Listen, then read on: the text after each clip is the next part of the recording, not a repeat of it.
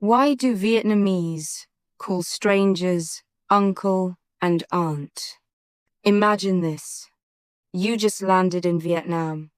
It's your first day. Your taxi driver looks at you through the rearview mirror and smiles. Instead of asking your name, he says, "Where are you going, little brother?" A few minutes later, you stop at a small coffee shop. The waitress greets you with a warm smile. "What would you like to drink, older brother?" Later that afternoon, a street vendor waves at you. "Come and have a look, my child." Nobody knows your name. Nobody calls you sir. Nobody calls you ma'am. Yet somehow, everyone speaks as if you've been part of the family for years. To many visitors, it feels confusing. To Vietnamese people, it feels completely natural. So why do strangers in Vietnam call each other using family titles? A country where names come second. For many people in the West, names come first. You introduce yourself. You shake hands. And from that moment on, people simply call you by your first name. Whether you're talking to your teacher, your boss, or even someone much older, using their name is perfectly normal. Vietnam works differently. Here, your name is often the least important part of the conversation. Before people know what to call you, they first want to know where you belong. Age changes everything.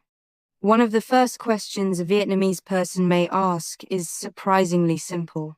How old are you? Not because they're being nosy, not because they're judging you. They're trying to solve a puzzle.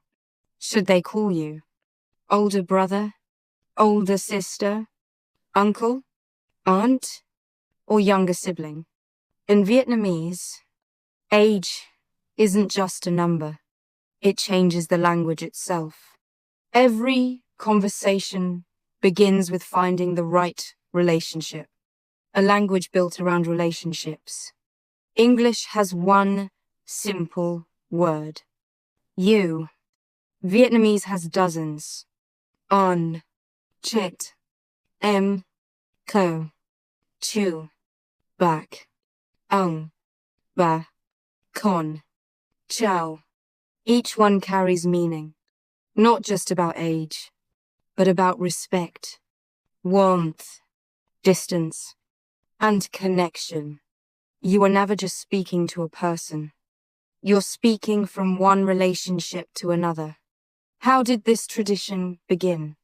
To understand this, we need to travel back hundreds of years. Vietnam was built on farming villages. Families lived close together. Neighbors helped each other plant rice, harvest crops, build houses, celebrate weddings, and honor the dead. Over time, the entire village began to feel like one extended family. The language followed. A man old enough to be your father's younger brother became uncle. A woman the same age as your mother became aunt. A child became my child. No blood relation was necessary. Only a shared community. Many historians also point to the influence of Confucian philosophy, which emphasized respect for elders, family hierarchy, and harmony in social relationships. Together, village life and these cultural values shaped the way Vietnamese people still speak today. More than good manners. At first, foreign visitors often think these titles are simply a polite way of speaking. But they're much more than that. When a Vietnamese person calls someone older sister, instead of using her name, they're quietly defining the relationship. The words create emotional distance or emotional closeness.